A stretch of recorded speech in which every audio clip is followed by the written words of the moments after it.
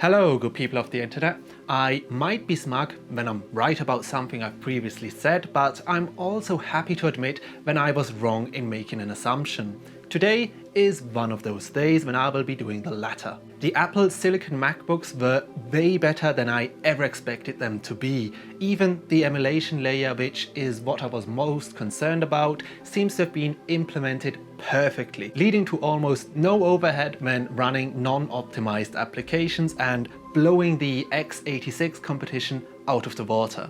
Although one of the things I did mention in that video is that you're better off waiting for the second generation of Apple Silicon devices. And it appears I might have been right. Let me tell you why.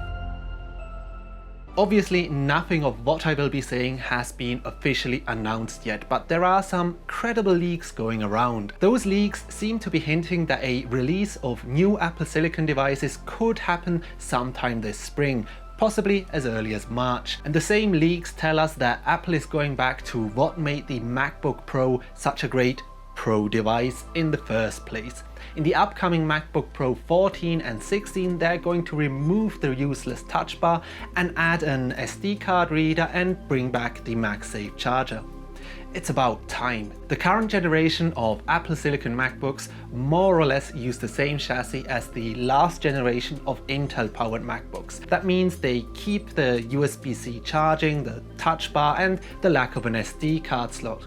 The focus with the current MacBooks was definitely more on the internal and not on the external. And despite Apple releasing an Air and Pro model, there wasn't all too much to differentiate them, except of course for the aforementioned touch bar. But if rumors are true, all of that will be fixed in this year's MacBook Pro. The return of the SD card slot is massive. True, you can get pretty small readers, but the convenience of always having one right there integrated into your notebook will always beat having to carry around an extra dongle which can break or get lost. I really don't know why Apple ever thought it was a good idea to remove the SD card from a Pro notebook, but bringing it back is definitely a step in the right direction. There is no argument against having an SD card reader, even if you lose out on 10 minutes of battery life. Bringing back the MagSafe charger is once again a good thing.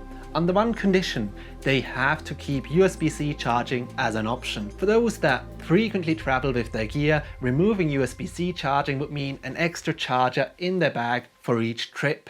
Keep both options and you have the best of both worlds.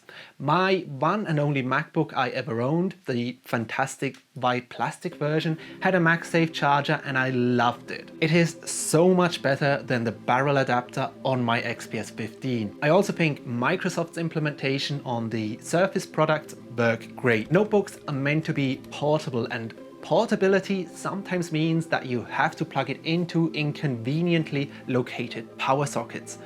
Knowing that nothing will happen if someone would trip over the cable is a feature every notebook should have, along with USB-C charging, of course. The touch bar was once described as a game-changing new feature for notebooks, but now that they've been around for a few generations, seemingly everyone has lost interest in them. The problem with the touch bar was that it just isn't suited for efficient typing. It just gets in the way of the keyboard, and additionally the controls are easily tapped mistakenly, slowing you down and causing corrections you wouldn't otherwise have needed. I guess Apple received enough negative feedback to ditch the idea of having the world's smallest touchscreen on their Pro notebooks. Apple obviously won't release a new generation of MacBooks without any improvements to the SoC, and according to the leaks, they most certainly won't. The Apple Silicon M1X should be the successor to the powerful M1. While being pretty amazing, the M1 only has 4 performance cores, 4 efficiency cores, 8 graphics cores, and 60 neural engine cores.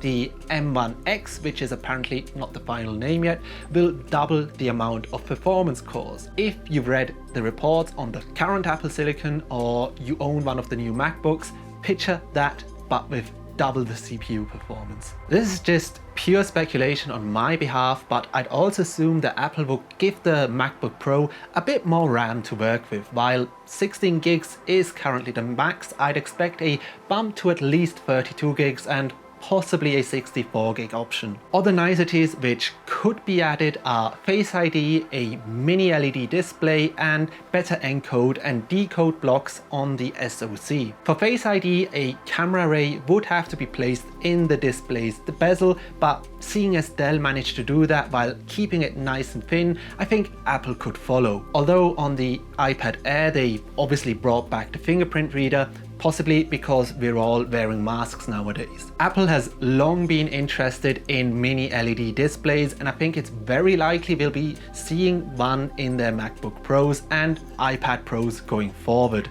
Mini LEDs are about a fifth of the size of standard LEDs. Because they're so tiny, you can pack in many more of them into a display, allowing for full array backlit displays containing thousands of mini LEDs behind the panel, which can offer more discrete dimming zones. A monitor using mini LEDs has a higher contrast ratio, higher brightness, and deeper blacks, making it perfect for a pro notebook. Mini LEDs are also more power efficient, less prone to burn-in compared to OLED, and use inorganic gallium nitride, which won't degrade over time like OLED displays do. MSI has already released the MSI Creator 17, which contains such a display, and mini LED TVs are starting to become available too. It's safe to assume that the technology is mature enough by now, even for Apple to include it. Improvements to the encoder and decoder on the SoC could be the ability to process ProRes files.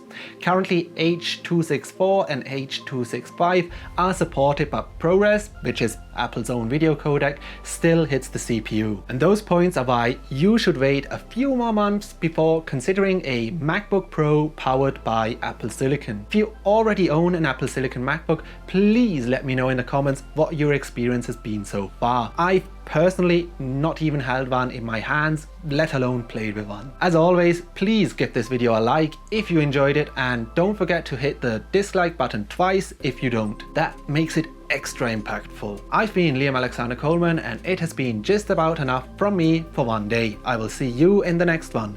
Bye.